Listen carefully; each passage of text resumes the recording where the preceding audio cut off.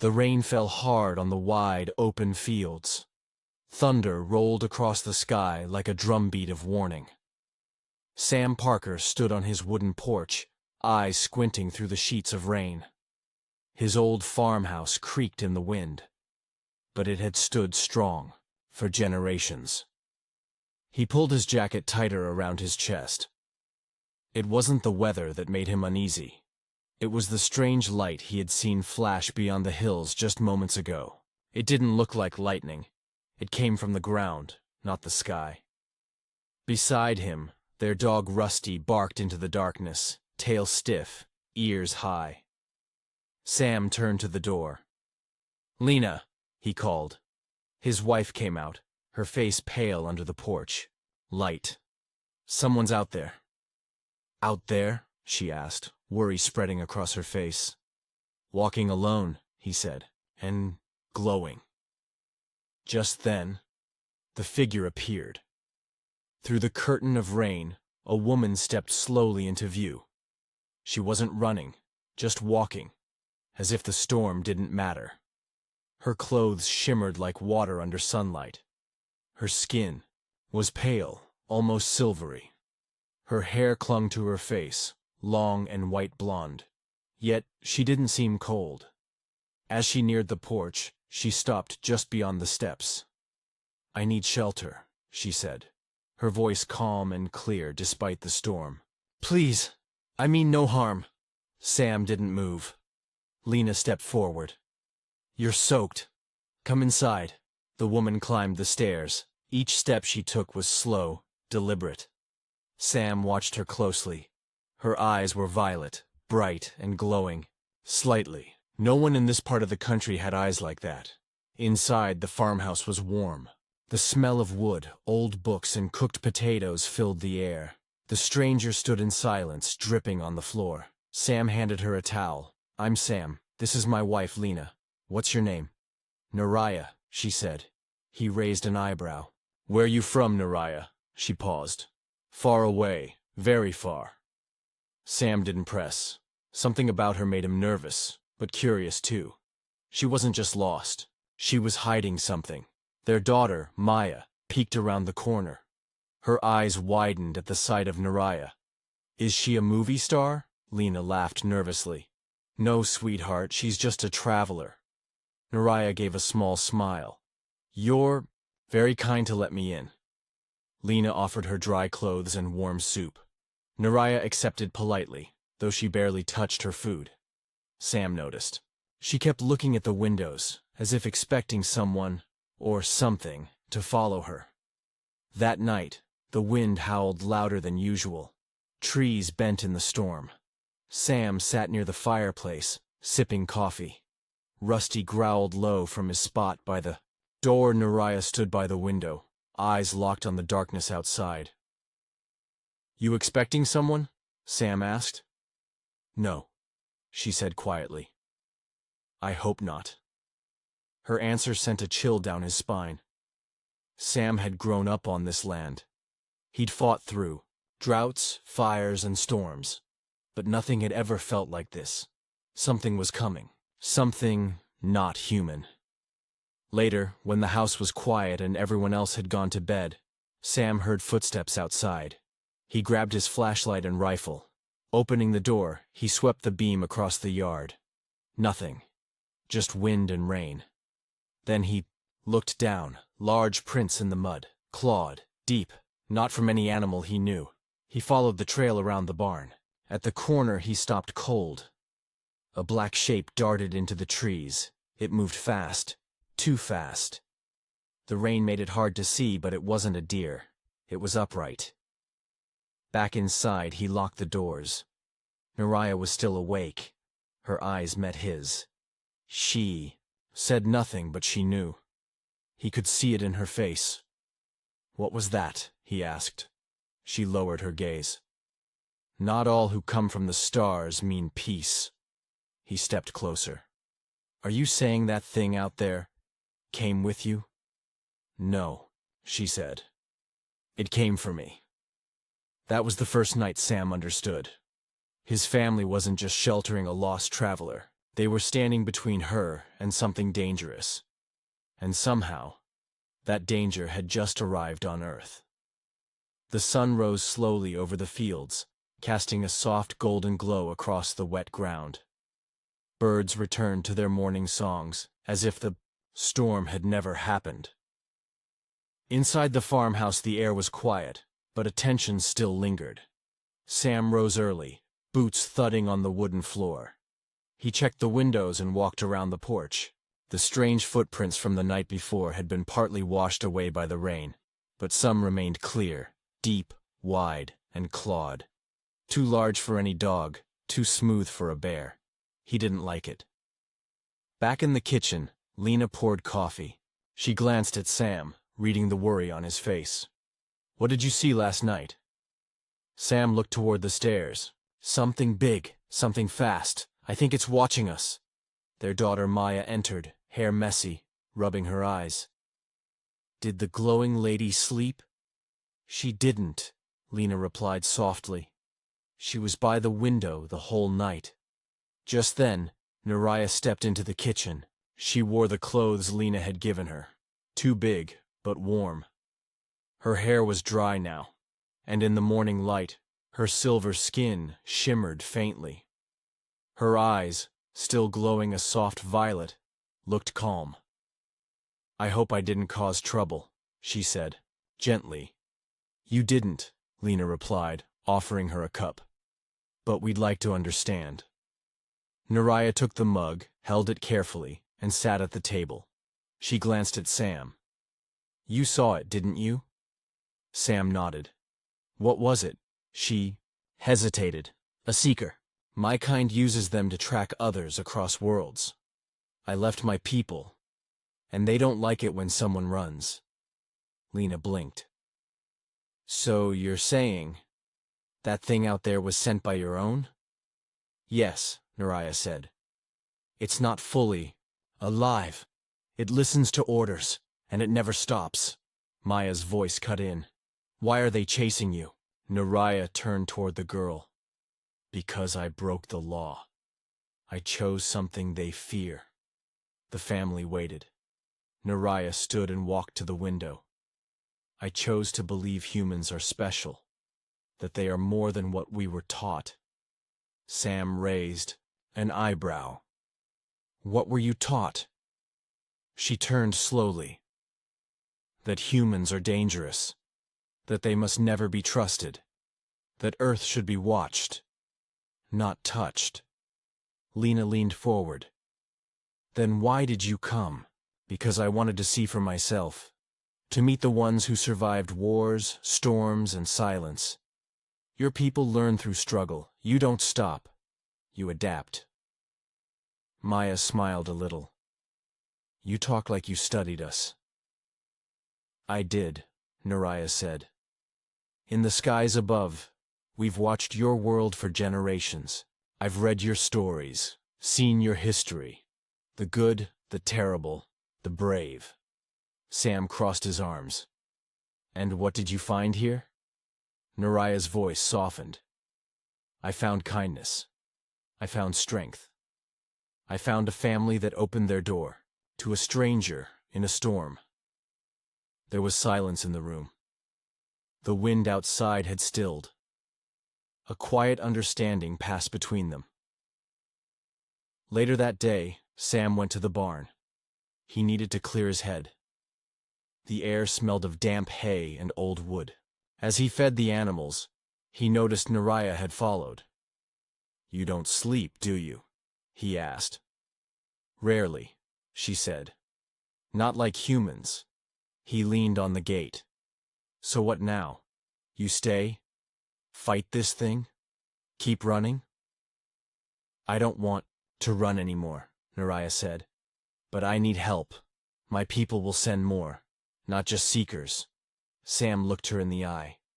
"You've put my family in danger." "I know," she whispered. "But I also believe they are the only ones who can help me stop them." In the afternoon, Lena and Maya worked on the porch. Naraya joined them. She repaired the broken steps with careful hands, moving as if she understood every tool by instinct. Maya asked her questions. About stars, about her world, about space travel. Naraya answered with care, painting pictures of glowing planets, floating cities, and skies filled with twin suns. But she always circled back to Earth. Your world is loud, wild, full of life, she said. That's why it matters. At sunset, Sam stood outside, watching the edge of the woods.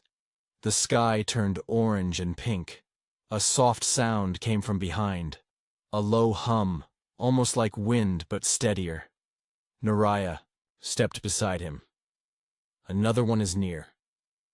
How do you know? I can feel it. We share thought channels. Weak ones. But they echo.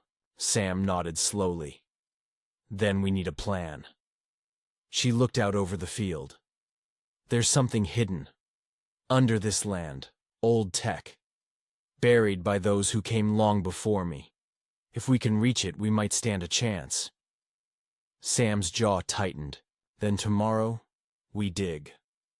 Night fell again. But this time, no one slept deeply.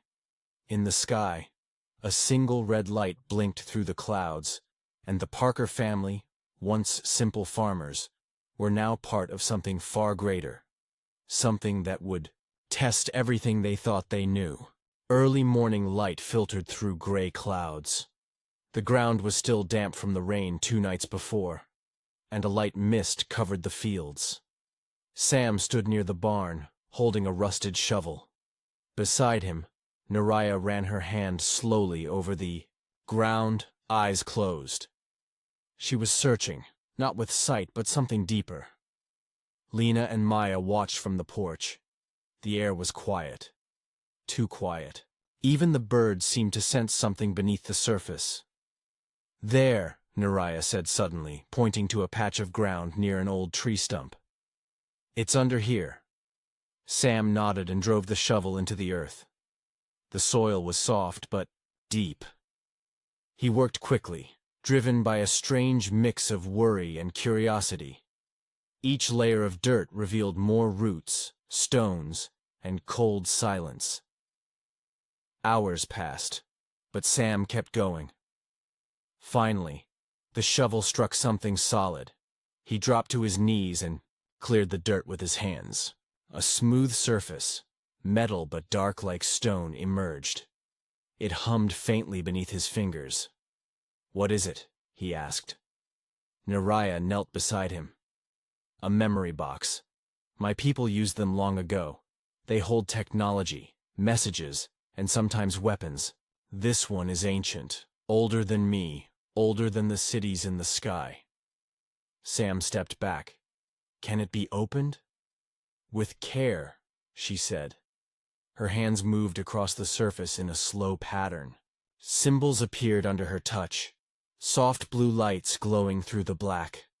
The box opened with a click, revealing a small orb, no bigger than an apple. It pulsed with gentle light, like a heartbeat. Lena walked closer, holding Maya's hand. "What does it do?" "It connects minds," Naraya explained. "It can share knowledge, feelings, warnings, but only if the person is strong enough." Sam frowned. "Strong how?" "Emotionally," she replied. "Mentally. It tests your spirit. If it finds fear, it shuts down. If it finds trust, it opens everything." Maya stepped forward. "Can I try?" Naraya looked at her with surprise, then nodded. "Yes. I believe it chose this family for a reason." Maya reached for the orb. As her fingers touched it, the light grew brighter. Her eyes widened, but she didn't pull away. Images danced in her mind. Strange cities, flying ships, stars moving too fast. She saw beings with golden skin and deep black eyes. She saw Earth from space, glowing blue and green. Then she saw fire. Maya gasped and fell backward. Sam caught her. "What did you see?" he asked, concern in his voice. "They're coming," she whispered. "Not just the Seekers. Soldiers, Big ships. They want to erase everything. Naraya took the orb and placed it back into the box. Then we have little time. Back in the house, the family sat around the table. The orb rested in the center, its light dim now. Sam stared at it for a long time. "This thing showed my daughter the future," he said. "What else can it do?" "It can activate a defense," Naraya replied. "But it needs energy. Old Earth energy. Natural, from deep in the land." Lena spoke up. "There's a cave near the West Hill. It's always warm, even in winter. The elders used to say it was a gift from the earth." Naraya's face lit up. "That's it. The ground there must still hold fire, an energy vein. If we bring the orb there, it will grow stronger." Without wasting time, they prepared for the journey. Sam packed tools and ropes. Lena took food and blankets. Naraya guided them with steady steps. Maya walked with quiet strength, her mind still buzzing with strange images. By midday, they reached the cave. A wide opening yawned between rocks, hidden by trees. Inside, the walls shimmered faintly, as if touched by light underground. They stepped in, one by one. The air grew warmer. Moisture clung to their skin. Naraya placed the orb on a flat stone. In the center, it began to glow again, brighter this time. Lines of light spread out, crawling across the cave walls like roots of a tree. Suddenly, a sound echoed from above. A high-pitched whine, growing louder. Sam rushed outside. In the sky, a dark ship hovered. Sleek, silent, and shaped like a spear. It moved without wings, hovering over the field. "They found us," he called. Naraya stepped out, her face calm. "That's a scout. If we don't stop it, more will follow." Sam grabbed his rifle. Lena ready to flare. Maya picked up a rock, her heart pounding, but her eyes steady. The family stood together, facing the unknown. Naraya turned to them. "You don't have to fight. This isn't your war." Sam looked at her. "You came here. You brought the danger. But you also brought hope. That makes it our fight too." The orb pulsed behind them, brighter and louder, as if it heard him. And in that moment, something ancient inside the earth awakened. The wind picked up as the black ship hovered lower, casting a dark shadow over the field. Its sharp edges gleamed in the afternoon sun. A soft hum filled the air, growing louder with every second. The ground beneath Sam's boots vibrated gently, warning of what was coming. Sam stepped forward, rifle in hand, eyes locked on the strange craft. He had no idea if bullets would work, but he wouldn't stand by and do nothing. Lena stood beside him, holding a flare gun. Her hands shook, but her face was steady. Behind them, Maya held her rock tightly, watching her father's every move. She didn't understand the machine in the sky, but she knew danger when she saw it. Naraya walked ahead of them all. Her arms lifted slowly, her palms glowing faintly. She looked up, her voice clear. "This is not your ground. Leave now." The ship responded with silence. Then, a long, sharp beam of light shot downward, cutting a straight line into the soil. Moments later, a figure descended. A tall, silver-skinned being with narrow eyes and a long coat that flowed like smoke. It carried no weapon but radiated power. Sam took aim. Naraya raised a hand. "Wait." The alien stepped forward, eyes scanning the group. When it saw Naraya, it stopped. "You broke the code. You abandoned the council." "I found something." "Better," she replied. "I found them." The alien tilted its head. "They are weak. They lack vision. Their time will end." "No," Naraya said. "Their time is just beginning." Without warning, the alien raised a hand.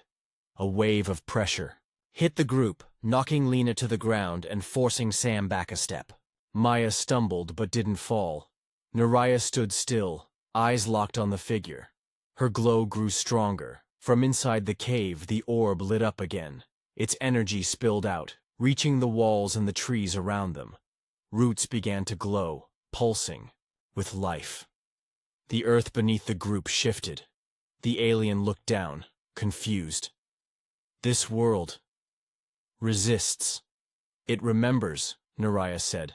It has always remembered.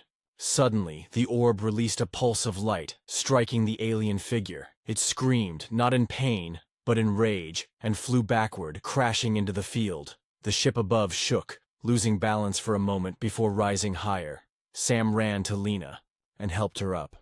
She was bruised but breathing. Maya rushed to Naraya, who had dropped to one knee. The energy had taken a toll on her. "Are you okay?" Maya asked. Naraya nodded slowly. "Yes. But more are coming." That was only the first. The ship vanished into the sky, disappearing into a flash of cloud. Silence returned, but it felt heavier than before. Back at the house, the family gathered supplies. They didn't speak much. Each person understood what had changed. Their lives were no longer just about farming and chores. They were now protectors of something ancient and powerful. Sam cleaned his tools, replacing old bolts and sharpening blades. Lena packed dried food and water. Maya helped Naraya, who was still weak but alert. Together they checked the orb, now resting on a cloth inside a wooden box. It still glowed, but softly now, as if saving its strength. That night, they stayed in the living room, gathered near the fire. Naraya told them more about her world, about cities that floated in the air, about machines that learned emotions, and about a council that feared change. They watched Earth for centuries, she said. They believed it was dangerous. Too wild, too free, Lena asked. Then why not destroy it? They tried, Naraya answered. But Earth never gave up. Every time they sent storms, sickness, or silence, something rose from your people. Hope, strength, the will to fight back. They couldn't understand it. Sam leaned forward. So what now? We just wait for another ship? No, Naraya said. Now we prepare. The next day, they returned to the cave. Naraya taught them how to use the orb's light to mark safe paths and set warnings. She showed Maya how to sense the energy beneath her feet, how to listen to the land.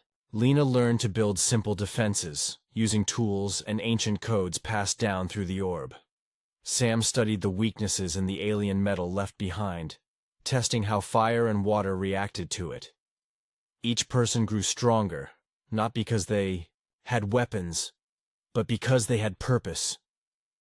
One evening, as the sun dipped behind the hills, a soft hum returned. This time it was different. It wasn't fear. It was power. The earth spoke in pulses. The orb answered, and the Parker family stood, ready. What had once been a simple home had become a shield, and the fight for Earth had only just begun. The morning sun pushed through the clouds, bringing a soft warmth over the land. Dew sparkled on the grass, and birds sang as if the world were still normal. But nothing was the same for the Parker family. Inside the farmhouse, the mood had shifted. The orb no longer rested in its wooden box.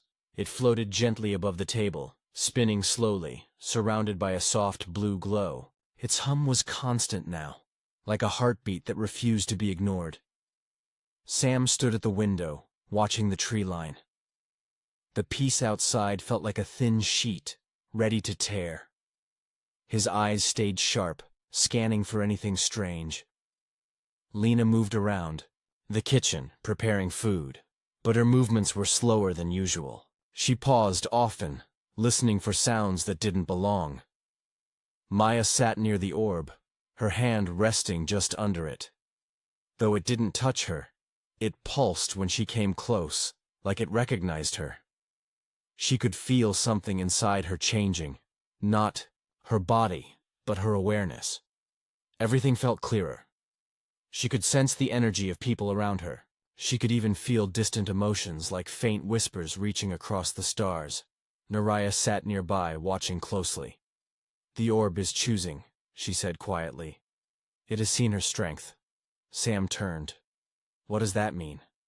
It means, Naraya replied, that Maya is becoming more than just a child of Earth. Maya looked up. What am I becoming? Naraya smiled softly. A guide. A voice for both worlds. Before anyone could respond, the house shook slightly.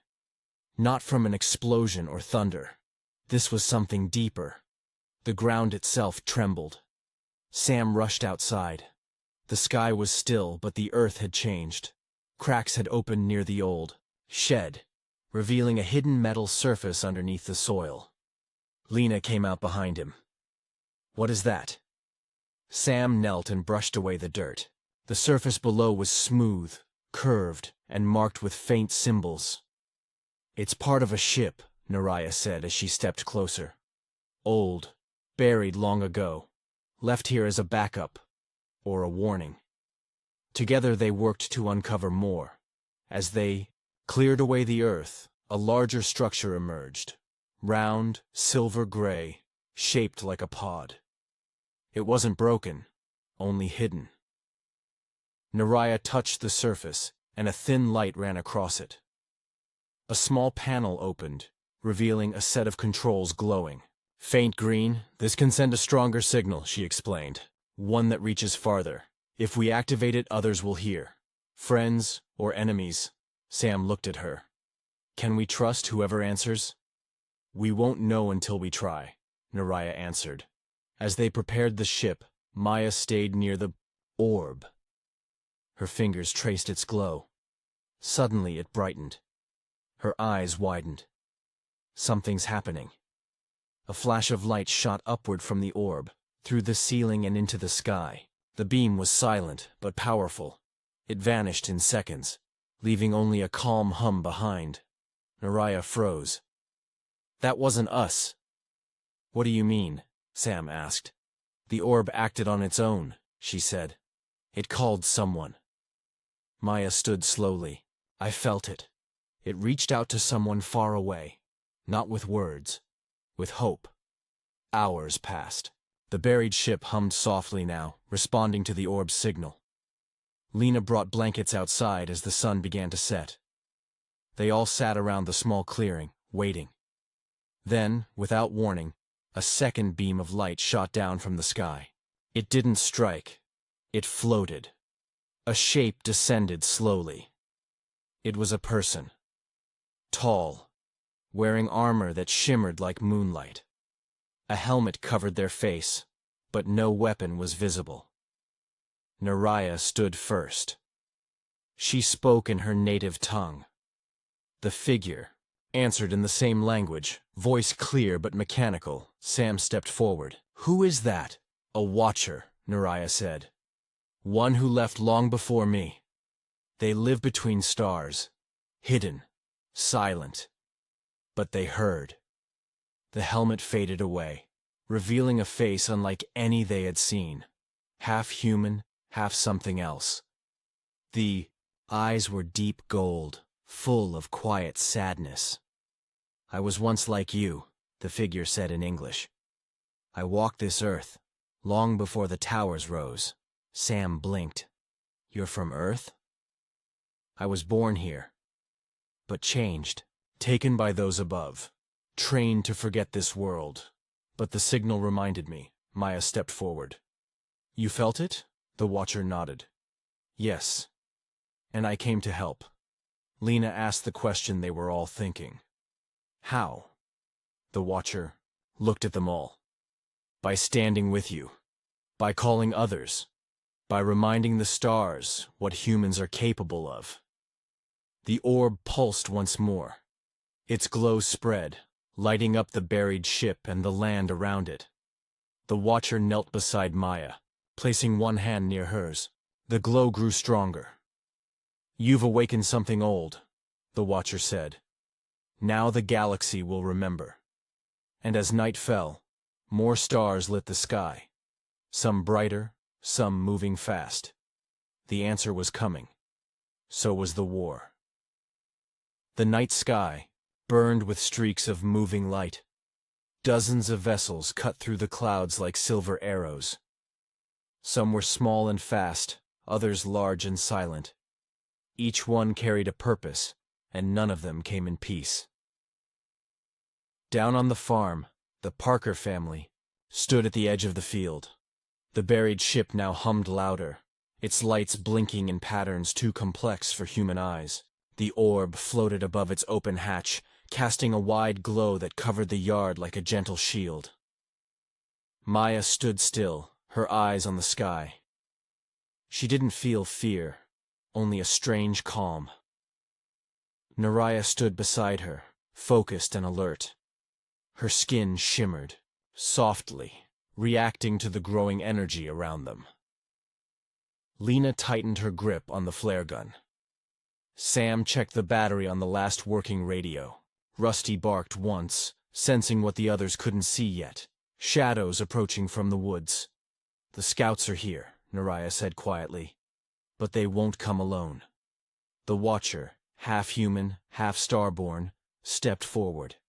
"Their main fleet waits beyond the clouds. They will test you first.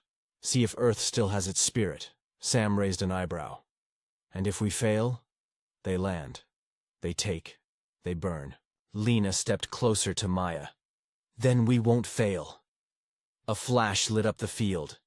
A new ship arrived, smaller, darker, and lower to the ground. Its surface rippled like water, and its engines gave off no sound. It hovered above the soil, then released 3 tall figures. They floated to the earth, touching down with barely a sound. Each one wore long armor. Their faces were hidden behind silver masks. They spread out, slow and deliberate. One stepped forward, speaking in a voice that was both clear and cold. "Return the relic. Step aside. You are not our enemy. Yet." Naraya stood her ground. "You are too late. The orb has awakened.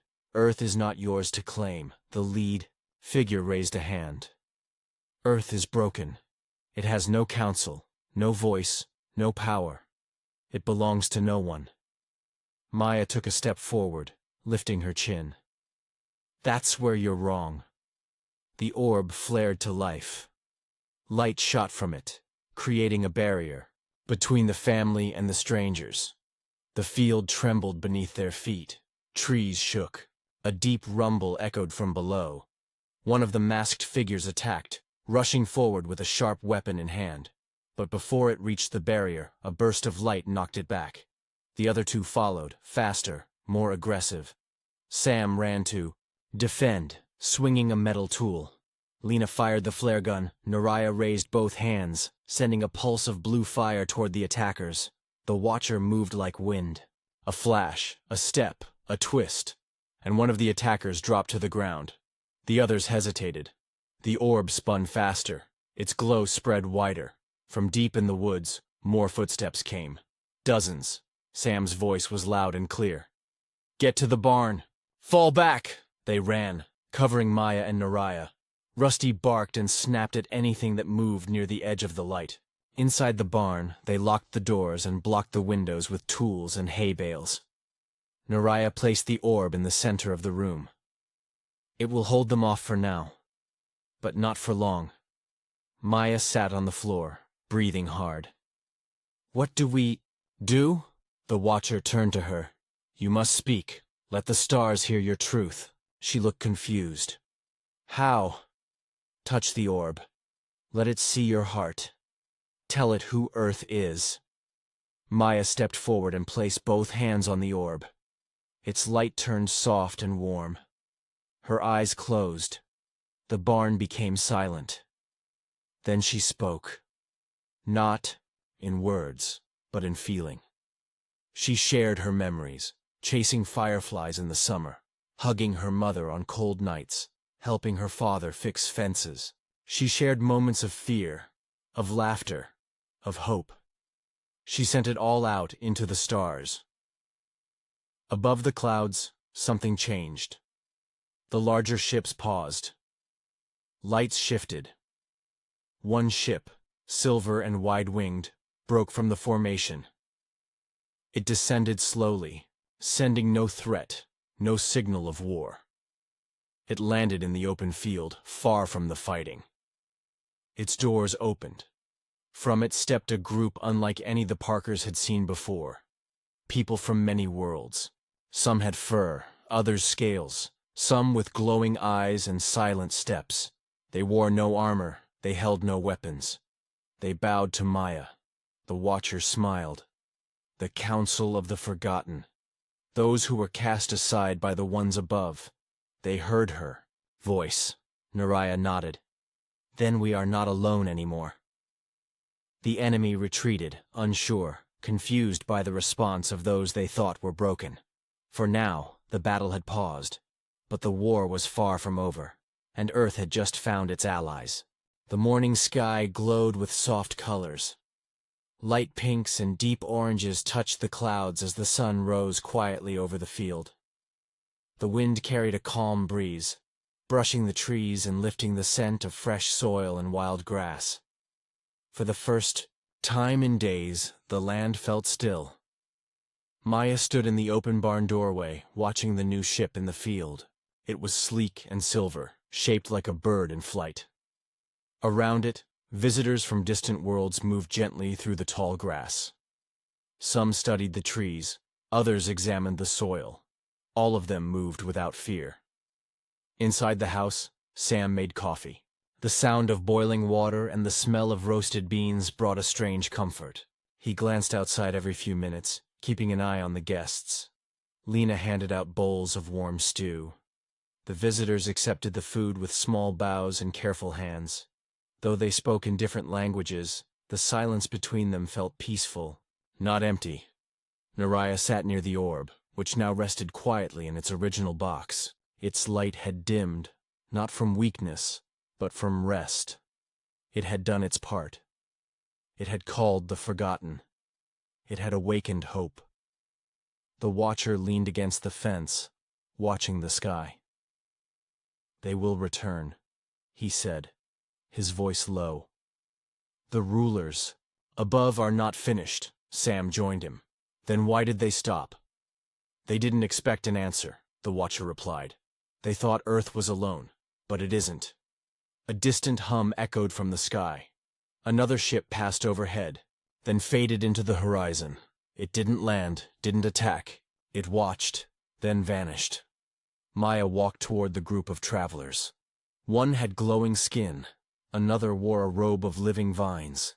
She asked simple questions: where they were from, what they had seen, why they had come. Each answered in a different way, but their message was the same. They came because she called. One traveler, tall and silent with silver eyes, handed her a small crystal. "This holds our language," he said through a translator. "Learn it, and we will listen." She accepted the gift with care. "I want to learn," she said. "And I want to teach others." The traveler nodded. "Then you will be the bridge." By noon, the visitors had formed a circle near the edge of the field. Naraya stood in the center, facing them. Her voice was steady. "We were taught that humans could not lead, that they were wild and broken, that Earth was a threat." She paused. "But I lived among them. I saw kindness where others saw fear. I saw strength without cruelty. And now, you have seen it too." Maya stepped beside her. The visitors turned to her. She felt her hands tremble, but she spoke clearly. "Earth is not perfect, but it's strong, and it remembers. We don't give up, even when we're scared." Lena and Sam stood behind her, silent but proud. The Watcher stepped forward. "If Earth is to stand, it must speak. And if it speaks, it must be heard across the stars." Maya looked at her family, then at the orb. "I'll be that voice," she said. "Not because I'm the smartest or the strongest, but because I believe we can do better, together." One by one, the visitors raised their hands, fists, or palms, each in their own way, to show agreement. From the far side of the field, A beam of light stretched toward the clouds. It wasn't a weapon. It was a signal. A message sent far beyond. The sky, a symbol of unity, not war. Inside the farmhouse, the radio crackled. Static turned to sound. A voice spoke, clear, human, and close. "This is Outpost 11. We received your signal. Please respond." Sam grabbed the mic. "This is the Parker farm. We've had contact, multiple kinds. We're not alone anymore." The voice on the other end paused, then answered, "Neither are we." That evening, the stars came early. Dozens of ships hung quietly in the distance, not as enemies, but as watchers. The visitors built a small camp near the woods. Some would leave soon, but others chose to stay. They would help build, guide, and protect. Maya sat on the porch, holding the crystal. She studied the symbols carved into its surface. She didn't understand them yet, but she would. Beside her, Naraya looked up at the sky. "You changed everything," she said. Maya shook her head. "No, we all did. Together." In that quiet moment, Earth was not just a blue dot in space. It was a voice, a light, a promise. And for the first time, the stars listened. The war would come again someday, but Earth would be ready. Not with fear, not alone, but with unity, and with hope.